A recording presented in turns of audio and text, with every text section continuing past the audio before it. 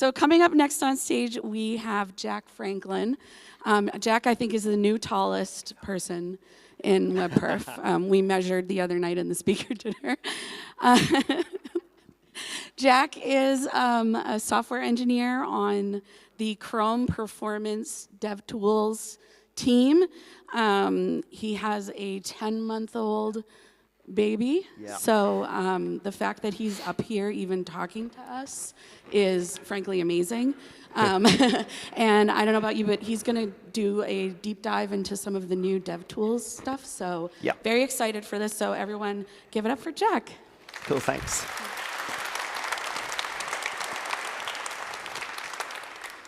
Good morning, everyone. Thank you, Katie, for the intro. Yeah, really, this conference is an excuse for me to get into a hotel room and have an uninterrupted night of sleep. So I'm very grateful for the opportunity. But yes, it's also very nice. This time last year, I was here with my wife, who was heavily pregnant. Now I'm here with them. They're not in the room. I couldn't convince her to get up for a talk on DevTools, but they are here in the Netherlands, so it's really nice to be back and talk to you today. So as Kate said, my name is Jack. I work on the Chrome DevTools team, and particularly for the last few years, I've been focusing on our performance tooling. And today I want to take you through some of the things we've been working on in the performance panel in particular that we hope will positively impact your performance workflows in your day-to-day lives, hopefully for the better. The context for this is a blog post we put live in March of this year where we talked a little bit about our plans for performance tooling moving forwards. And in a lot of this, we talk about how there's a lot of tools that we ship. You've got Performance panel in DevTools. There's also the Performance Insights panel, which I'll touch on later. There's Lighthouse as well. There's a number of other tools. And there's sort of been a lot of inconsistency across those. And what we want to do is make it more consistent and more obvious for you where to go to get really useful information and dive into the data that helps you understand your website's performance. So for this talk, I've broken it down into a few different areas that we've been looking at, where I'll highlight a bunch of features we've shipped. I'll talk about this a bit more later on, but we're always very happy to give feedback. There's a bunch of Googlers here today. Most of us will be up towards where the help desk is. Please feel free to come and chat to us. We like hearing what you like about DevTools and what we've built, but really we also like hearing what you'd like us to do better or do more of or focus on. So please do come and tell us what is bothering you on a daily basis. So the first area we looked at was spotting issues sooner.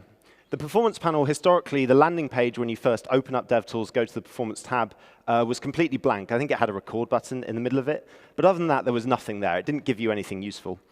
And earlier this year, we wanted to rectify that, so we shipped the landing page. I know this was mentioned yesterday, I think, in a few of the talks, and I'm sure some of you have come across this. But now, as you're interacting with the site locally, when you pop open the performance tab, we'll get live data into the performance panel, so you can have a look at what your website is doing. What's really nice here is that this doesn't have to mean that you don't have to record a trace now. You can see some data, and you can also, you might pop this open and be surprised that one of your metrics is slower than expected. It gives you a little nudge to dig into that. But more so, what we're really excited about with this panel is the ability to start bridging the gap between lab and field data. So now what you can do is you can configure field data in the panel, and when you do that, we'll go and fetch data from Crux and show you how that compares to your local data. We all know probably in this room that we're all probably fairly fortunate to have pretty new modern hardware. Recording a trace on a new MacBook Pro with 29 million gigabytes of RAM is probably not representative of most of your users. We can never bridge that gap fully. We can't create something that is completely accurate and representative of field data. But we're hopeful by putting some stats into the page, we can help nudge people in that direction. And we'll also try and call this out when you go and record a trace as well, in terms of the throttling settings that you could provide to try and make what you're doing locally on your machine closer to what your users are seeing. So this is really nice, but what this requires is that you're browsing your production website, and a lot of the time that won't be happening. You might be running it locally on your local host. You might be running it on some staging or pre-production environment that you have set up. In that case, we aren't going to have field data to show you. So in this case, I've got my very complicated local host website, and there's no data that can be shown. So what we've also added is the ability to map your development origins through to production origins. So here I can tell DevTools that although I'm working locally on localhost 8787, I actually want you to give me the data from web.dev. So if you're working locally or you're debugging a pre-production site, you can still hook up and get the data from any given URL that you want. And for those of you who have used this panel a bunch since it was released, I'll just take this opportunity to call out a few small improvements we've shipped. The LCP breakdown by phase is now in there as well when you hover over the LCP value, so you can see those 4 phases. We also show you now the phases for the IMP and the interactions. And we also give you a bit more information about layout shifts as well. And you can hover over those elements to see them highlighted in the panel as well. If you want to learn more about this, there's a good video and accompanying blog post. It's by our amazing developer relations person, Jesslyn, and who's the other? Don't know who the other guy is, but someone else. I promise Tim and I didn't even plan that, so Barry, congratulations on being featured in 2 talks this morning already, 2 for 2 so far. But yeah, this is a really good resource. Please give it a go and let us know what you think. Next up, an area where we'd had a lot of feedback is around the network track in the performance panel. It always felt like it was a little bit clunky, a little bit hard to work with, and didn't always give you all the data you needed. So we've been working on a bunch of improvements for that as well. The first thing we've done is we've really heavily upgraded the tooltip. So when you hover over events in the network track now, you're going to see way more information. I think previously you saw the duration and the URL. We'll now give you the URL, we'll give you its priority, its type, and we'll give you a little timing breakdown as well. And we're also trying to call out things that might warrant your attention. So for example, render blocking requests will now get highlighted via this tooltip as well. And if a resource's priority changes during the loading lifecycle, we'll also call that out. So here, this image started as a low priority and was upgraded to high. And so we can call that out so you're aware of it. And the nice thing about this is this all happens now without you having to click on the event and look in the summary tab at the bottom. Just hover your mouse over it, and you'll see a bunch of more useful information. We've also upgraded the summary drawer down the bottom. I think it looks a bit nicer now. You'll also see that timing breakdown that's in the tooltip. But one feature we shipped that had been in DevTools for ages but was behind the experiment is initiators. So these always used to be just for the main thread and main tracks, never for network. But we've now enabled them for the network track and turned them on for all of you. So there's no need to do anything to get this. So it might be a little bit hard to see at the back, but there's now an arrow here drawn from this PNG that I'm loading back to the document request. And this shows you why this request happened, what initiated this request. This is super helpful if you're debugging change, or maybe you want to understand the critical path through to your LCP image. You can now see that visually on the network track, and we'll also call it out down in the summary as well. And we've also made it easier for those of you who need to regularly go between the performance panel and the network panel, which we know is pretty common. So this link to the resource here, this CSS podcast link, always takes you into the sources panel. But there's now a little icon next to it. If you click that, we'll be taken straight into the network panel, so you can see all the information about the network request. We're very aware here that DevTools doesn't always make it as easy as it could be to go between different panels, and this is a use case we're really interested in learning more about. So any feedback is welcome, but if anyone has frustrations around going between panels, particularly from the performance panel into anywhere else or back, please come and talk to us, because we'd love to understand the use cases and what we can do to make this a more seamless experience. And finally, a minor gripe of mine that we fixed this year. I don't know how many people know that in the performance panel, you can use Control-F or Command-F to search, and it will search through the flame chart to find particular events. Well, this never used to work in the network track. It just didn't. It would never find anything in the network track. I'm pleased to say it now does. So I can search down here, in this case for app.css, and it will find me all the events that match that, including the network track. So now there's a particular request that you're looking for, a particular resource that you want to see when it was loaded. You can search for it, and it will get highlighted. So this has saved a bunch of time. And finally, I've been working on DevTools for 5 years. This feature isn't new. I think it's existed for all those 5 years, but I learned about it a few months ago, so I wanted to call it out, is that within DevTools, you have the ability to block network requests entirely from happening. To all of you, this may be sort of common knowledge, but yeah, this was something I learned from a user research session fairly recently, so I just wanted to call it out. If you go into more tools, you have network request blocking. In there, you can add URLs or patterns that will get blocked. So here, I think I'm debugging a site that has some Google fonts, so I want to block those requests to check the impact that they're having on my site. And so if I do that, and then I run a trace and reload, it's blocked those requests, and they're now not shown in the network track. This is really useful if you're trying to understand the impact of a particular resource or origin that you're loading. You can block it, and then you'll be told, or you can see visually what it looks like. What's nice here is we aren't faking these being blocked. We're not sort of removing them from the network track and hiding them from you. They didn't happen because they get blocked at a deeper layer than that. So it's a really nice way to very quickly understand the impact the particular origin is having on your site. And if you'd like to read a bit more about this, there's a link to the What's New in DevTools. This was shipped in 1.8 a few months ago, and there's a bit more information there. And we've also done a lot of work to look at how we can help you focus in on the important parts of a trace. We're very aware that traces are heavy. They have a lot of data in, and that's really good because often you need all that data to be able to understand what you're working on. But depending on the particular thing you're debugging, you might not need all that data all the time.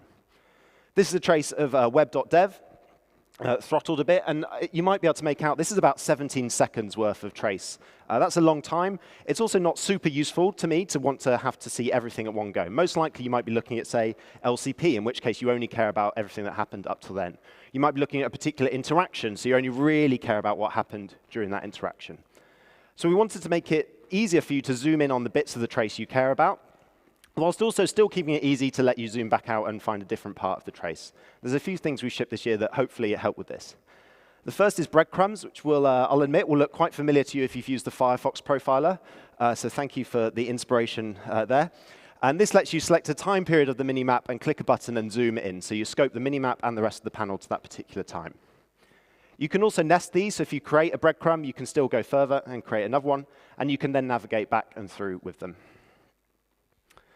So this helps, this is a start, but we've also seen people do a lot of work where they will screenshot the performance panel and they'll draw using a custom app arrows or annotate it to share with their colleagues. And we wanted to try and see if we could bring some of that into DevTools. I think a few of you will have seen this photo before. This is the Wikipedia team in 2015 who printed out their performance trace so they could annotate it on a desk. I really like this, but I don't recommend it as an approach for everyone. I think it's pretty resource, ink, and paper intensive. And not really what we want to be doing. But we really like the sort of idea behind this and what they're trying to do. And performance tracing like this is very useful to do this visually and actually annotate and draw on it. So this photo was taken in 2015, so obviously it's taken us a while to get around to this. Hopefully we won't take 9 years for every feature request. But today in the Chrome that shipped this week, I think either yesterday or the day before, so perfect timing for me, we're now shipping the ability for you to annotate the trace directly in DevTools. So now I can double-click on this entry, and I can type, and I'll just leave myself a label with some notes, so I can come back to that later on or see what I'm looking at. In this case, I'm annotating a network event. It doesn't have to be network. Here, I'm pulling out a long task on the main thread, something I want to come back and look at later on. Anything you can click in the flame chart to select, you can also double-click to add a label to. So we're really excited, and hopefully this will really help you leave notes for yourself as you're on your debugging journey. Along with that, we also know that sometimes events in the flame chart will be related to each other, and you working on your site, you might want to highlight those relationships. So when you double-click, you can also click to drag this little arrow out, and now you can draw connections between entries too. This is just a nice way for you to leave yourself notes or to highlight something in particular you want to focus on.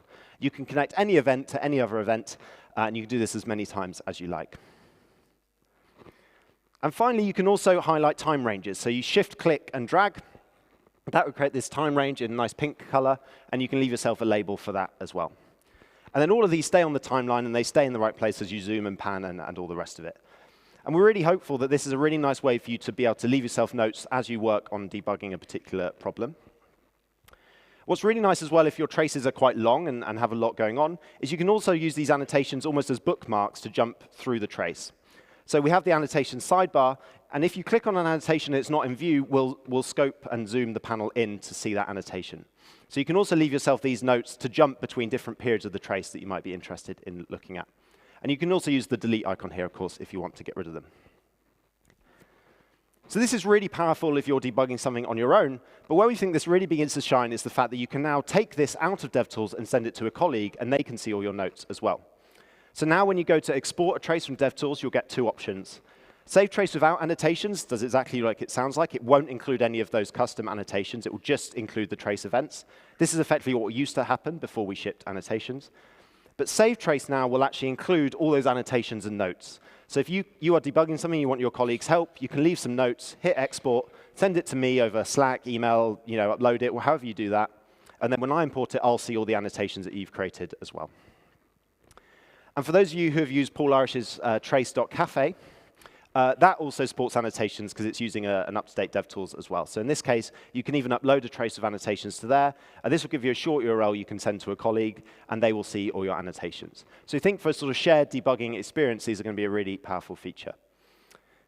If you'd like to know more, we shipped the blog post on this literally yesterday. I think Rick pressed deploy up on the help desk back there yesterday afternoon. So please give it a read. There's a bit more information to them from Alina, who's the engineer who worked on this feature. There's also a link for you to give us feedback. We're really keen to hear how this is working for you, how useful it is, and also how we could make it more useful and iterate on the feature. And I'll put links on the internet to all these resources later on. So continuing the theme of focus and dealing with large chunks of data, we've also had a lot of feedback around flame charts and how they can get pretty large at times.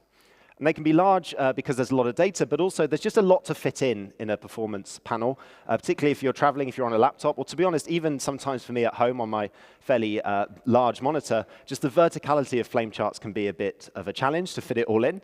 And also often there's stuff in there that isn't always relevant. To demonstrate this, I built a very exciting React app. You enter a number, and it calculates the Fibonacci value for that number. It's pretty complex, but it does let me demonstrate in a contrived way some of the features I want to show you. If I record this interaction in the flame chart, this is what it looks like. And if I'm the developer, if you imagine this is an actual proper application, and I'm trying to debug my first-party code, what you might not realize is a lot of this flame chart is almost irrelevant to me. A lot of this is the React internals. And I'm using React here purely as an example. You can swap this out for whatever you like to work with. The bits in this flame chart that are my code that I wrote is actually this tiny chunk down here. That's the recursive Fibonacci calls to calculate the value. And then this here is the Fibonacci calculator component that I built. The rest of this flame chart is not my code. I didn't write it. It's code that I'm using, but I didn't write it. And so this can add quite a lot of noise into your flame chart, and it's stuff that really you're probably not going to be expecting to dive into the React internals to figure out your particular problem. So we've begun to add some controls to let you customize this and slim down the amount of data that's shown. The first now is you can right-click and click Hide Children, and that will collapse the particular icicle in the flame chart that you're working on. Hide Children is the most useful because it collapses everything. You can also hide function to hide that one particular thing as well. And very quickly using this, you can get rid of a lot of the noise. You can also use the C key on your keyboard, so it's a little bit quicker than right-click if you want to do that. You can also use this on your own code, so we also have hide repeating children, which is very useful if you do have recursive or lots of nested calls that actually you don't really need to care about. You can just collapse them out the way. And what's nice about this is all these customizations are included if you save a trace.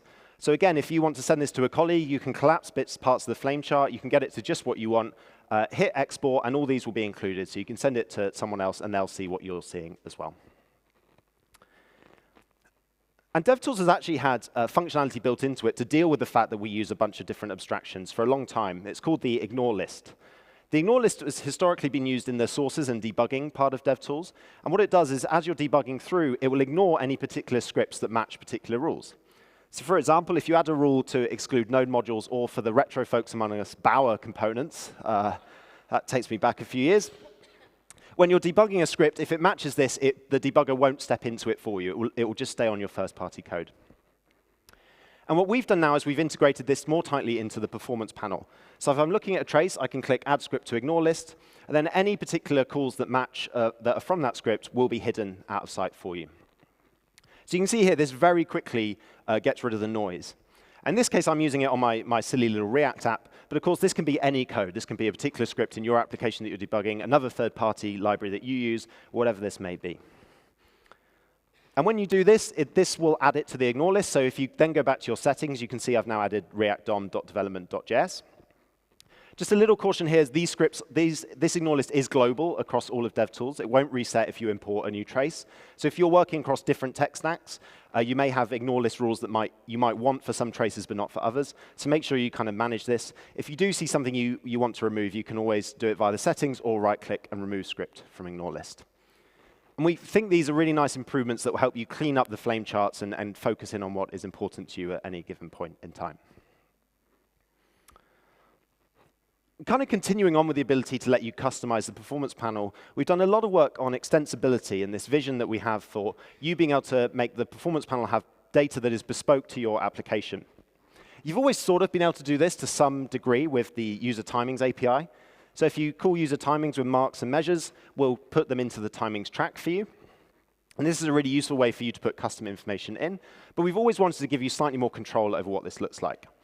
So earlier this year, we shipped the first version of what we call the Extensibility API. And this uses performance marks and measures, but lets you give us more information, which we'll then special case within DevTools.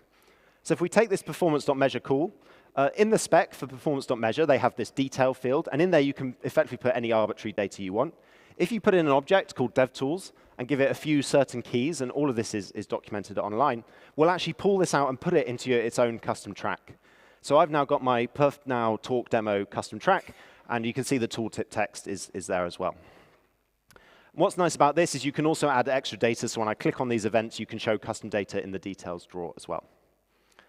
What we're really excited about is this is open to anyone. This is live now. All of you could use this and get up and running straight away. And we've already seen the community start to adopt this.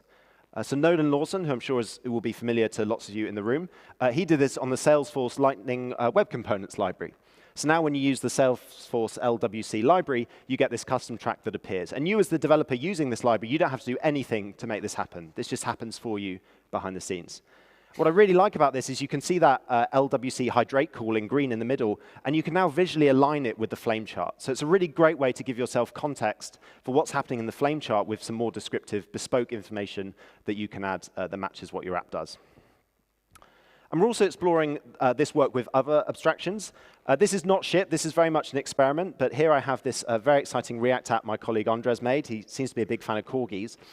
And if you add a bunch of corgis to this app, you can see it's pretty slow and laggy. But then what we can do is we can have React actually dump a bunch of information about what components it was rendering at any point in time. So again, it can give you some contextual information on what's happening. And this is all live. The React version isn't live. This requires a custom build of React. But the performance API within DevTools is live and can be used right now. And a really nice demonstration of this is a fellow speaker, Daniel, who I met for the first time on Wednesday, who's a maintainer of Nuxt.js. I got talking to him over a beer about the Extensibility API, because, of course, what else would you talk about on an evening in a boat in Amsterdam other than DevTools performance panels? It tells you a bit about me. But anyway, I told him about it, and he was excited. And yesterday, I got a ping from him saying that he'd landed it or sent a PR to Nuxt. So here you can now see Daniel's added a custom Nuxt track as well. And he said this took about 20 minutes or so of time. So it's a very straightforward API that will give you data. Thanks, Daniel, for that one. And also, the darling of the performance community world, Andy Davies, has also done this because anyone can use this to give yourself data. So in Andy's case, he's created this little tool that will add LOAF information to a custom track as well. So you don't have to be building a big framework or an abstraction to make use of this. I really think anyone can make use of this to give yourself some more information based on your application. Again, please try it out, and your feedback is always very welcome. OK, so next I want to talk about a topic that hasn't had a lot of attention in the tech world over the past 12 months or so.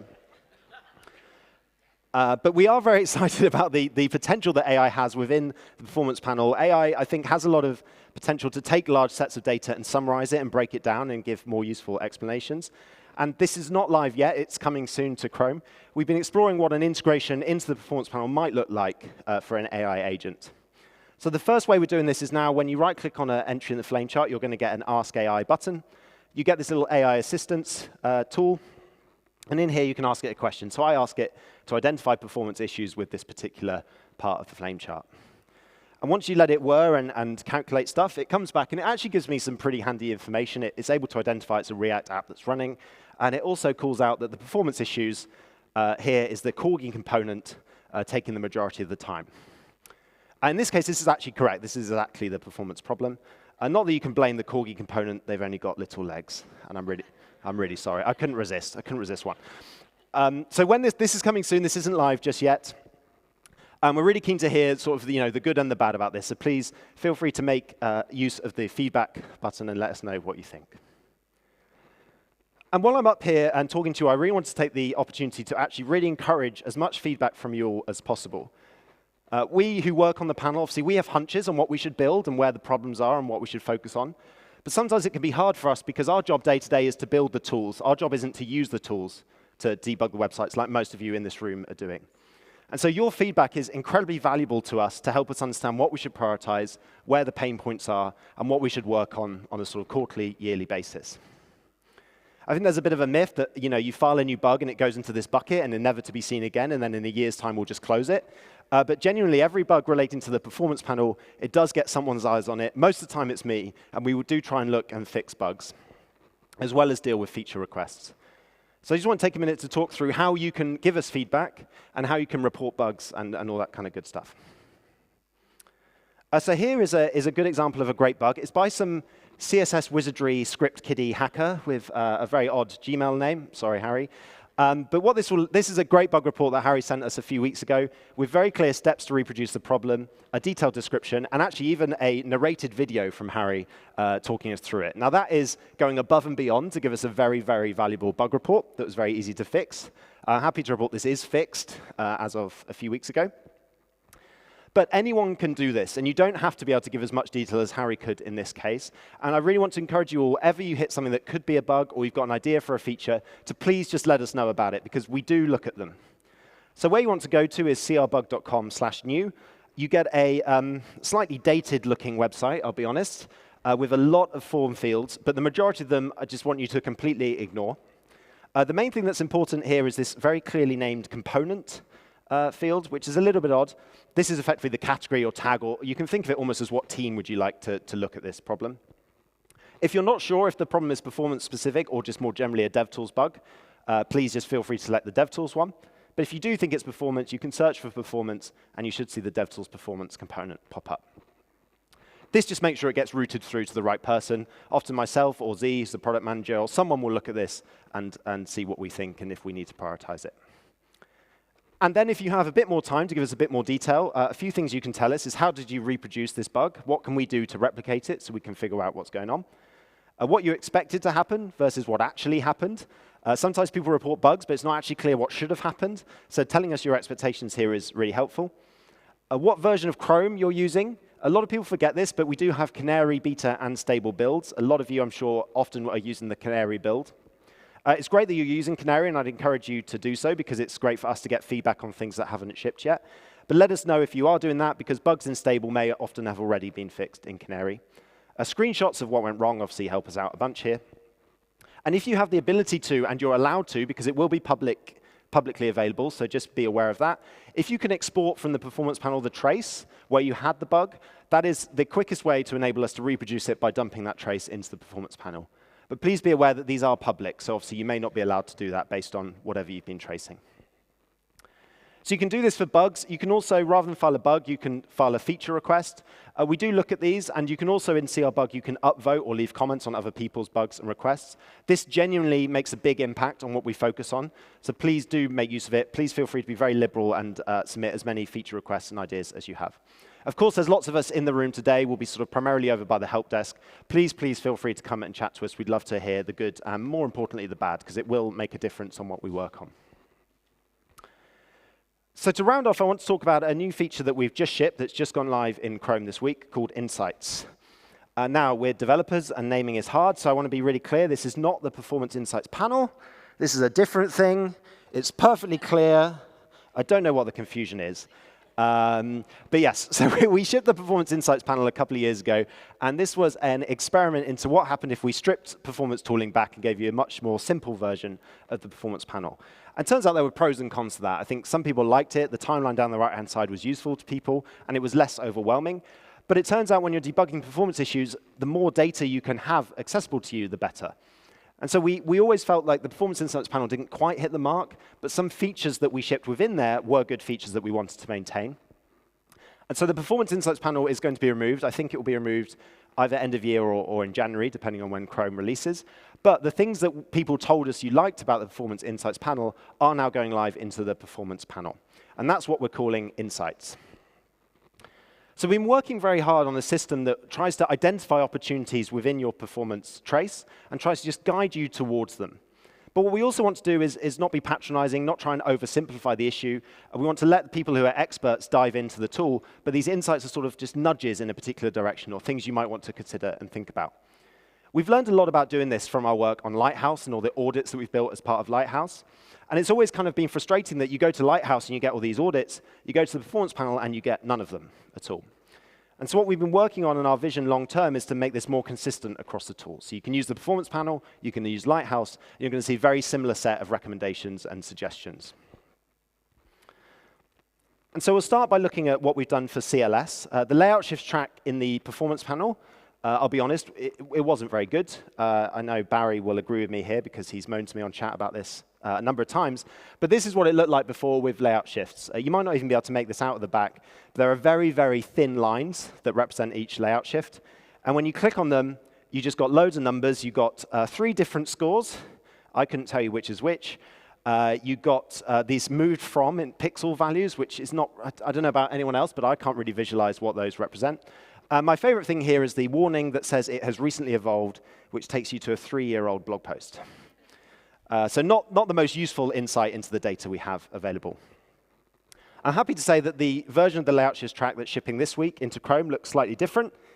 So layout shifts are now represented by diamonds. The size of the diamond will scale depending on the size of the shift. So bigger diamonds means a bigger layout shift. For the first time, we're finally also visualizing the layout shift cluster, which is an important part of the metric. That's the purple line that runs through all the diamonds. You can now click on the cluster itself to see a list of all its layout shifts. And you can also click on an individual layout shift, and we'll just show you the one score for that layout shift. You don't have to try and debug which score is which now. There's more we want to do here, but this is what we're shipping this week, and it's our starting point. What I'm really excited about is what we can now do when you hover over these layout shifts. Gone are the pixel numbers. We've now got this tooltip which will show you the animation of the layout shift in action. So you can hover over one of these, and you'll see a visual representation of what happened during the shift. Hopefully, yeah. Yeah, and this is hopefully you'll all agree, a big improvement from what we had. And again, your feedback on this is really welcome. To go along with this, see, we've been working on insights. So you may, if you've updated Chrome this week, you might have now seen this set of insights in the sidebar. These are opportunities based on the trace that you've just recorded that we think might warrant some of your attention. And the exact set you see will differ depending on the trace, because not all of them apply to every single website and every single recording. So staying with CLS for a minute, you can now expand this layout shift's insights.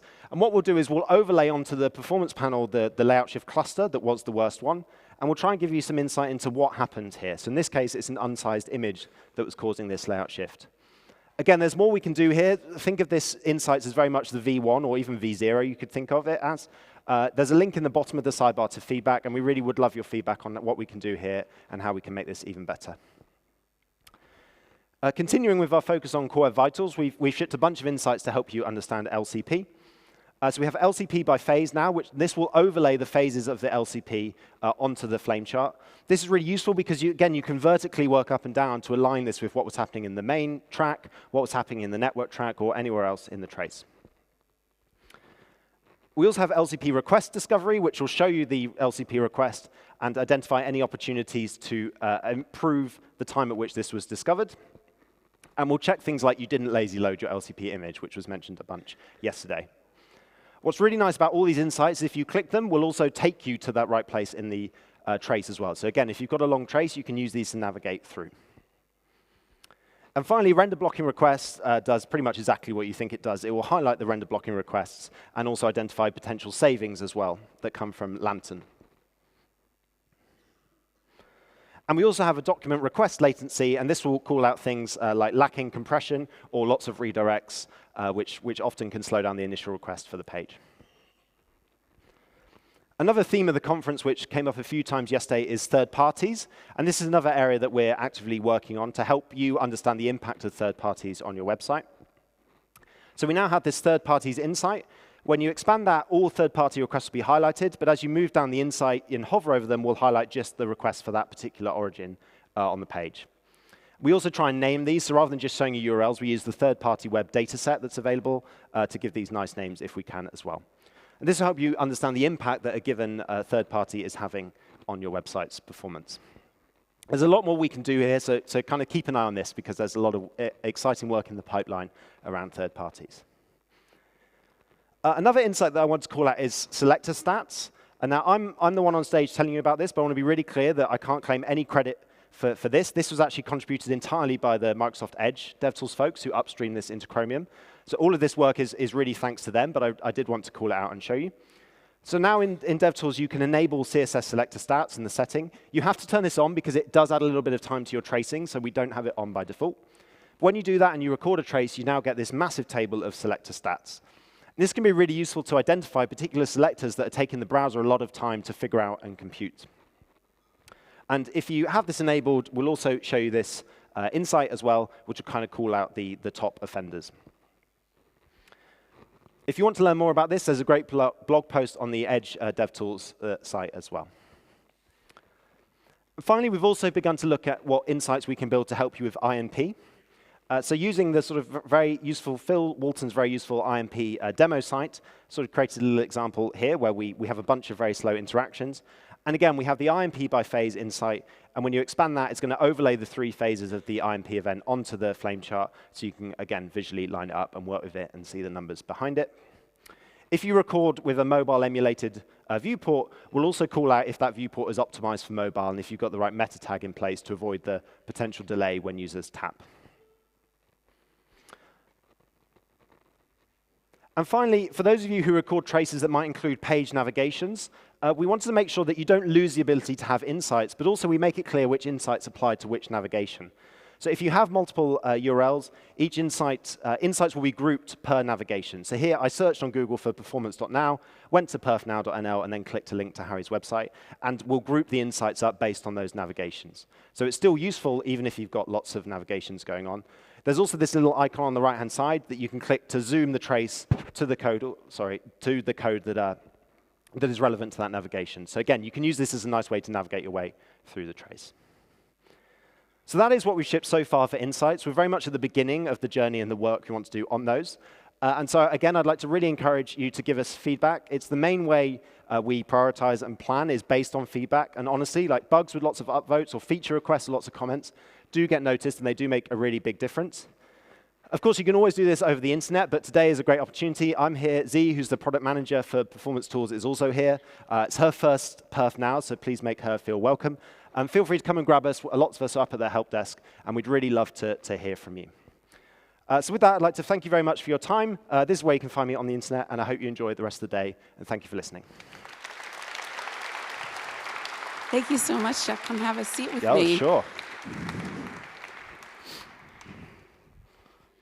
All right, thank you. Wow, all right, that was quite the info dump. Yeah. That was a lot of information to take in. Yeah. So one question that I have is I feel like a lot of times when I'm talking to folks who are new to web performance, they tend to open up the performance panel and immediately get overwhelmed and close it. Yeah. So I'm curious, do you have suggestions on ways for folks who want to become more familiar with the performance panel on how they can kind of level up their knowledge? Yeah, I think that's a big part of our vision for the insights. The fact that not only we get this data, but when you click on them, they take you to the relevant part of the trace. That's how we see as a way that we can then overlay kind of visually onto the flame chart, particular areas of interest. So I think it's about understanding that you might have this huge trace of all this data, but depending on what you need to debug, you don't need all of that at any given time. And so one of the visions for Insights is to kind of call that out and scope people into what they're working on. But yeah, we kind of walk a fine line. We don't want people to feel like, oh, where do I go? We also don't want to hide all this useful data from those of you who need it. So that's kind of the balance we're trying to hit. Yeah, no, it must be incredibly hard to have to balance the needs of experts and completely newbies when there's so much data. It's a fun challenge. Yeah.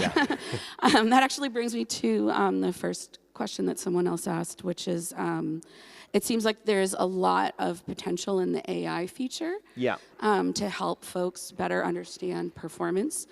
Do you have any insight or ideas about when that might go live? I don't know. I could find out later on. I believe it's in Canary now, so it shouldn't be too long. But I do know that we don't do a release around the Christmas period, so it may be early next year that I can find out. Awesome. Yeah. But not too far to wait. And I think there used to be a Twitter account that folks could follow. Yeah, right? there is a Twitter, Blue Sky, Yeah. I don't know, whatever else accounts. There are, Chromium Dev or Chrome DevTools, I think is the name. So if you find those and follow those, you'll get links to all the blog posts and things. The YouTube channel also has all the what's new in DevTools and all the videos on, so that's another good resource to stay up to date. Awesome. Have you played around at all with using the AI feature to help specifically with third-party code to sort of help folks understand a little better what the impact of third-party code is? Yeah, we've done a little bit, and we've done some kind of exploration into, particularly on live production sites that are minified. If we have source maps, we will use the source maps in the flame chart to convert minified calls into more descriptive authored calls. But also we found that the AI often, if you give it some minified code, it actually does a pretty good job often at recognizing what the actual source code is. So it can say, oh, this is React, or this is Angular, or this is Google Tag Manager, or whatever it may be. So we think there's jQuery. So I think there's a lot of opportunity for it to recognize minified code and help out, because that, if you get a flame chart with lots of single letter function calls, you know, it's a tough one. So yeah, I think there's going to be a lot of opportunity there for third parties. Oh, awesome. A question that came in from the audience is, are there ways to use these new DevTools features to debug natively on mobile devices? Or is it, you know, because I know you mentioned that you can do spoofing in the browser, but are there ways that folks can? Yeah, so I think Brendan is going to be doing a demo of this, or maybe that was yesterday, so apologies if I've dumped him in it. But we do support remote debugging, so you can plug your phone in and use DevTools on your laptop connected to a real device. And all the features I showed there should work just fine on that as well. So yeah, that's the best way to do remote debugging. Yeah. I've done that. It works really well. Great. So one final question, and then we'll wrap it up here. So if you could wave your magic wand and make a feature appear in DevTools, what would that feature be? Oh, that's a tough one. There's so much we could do.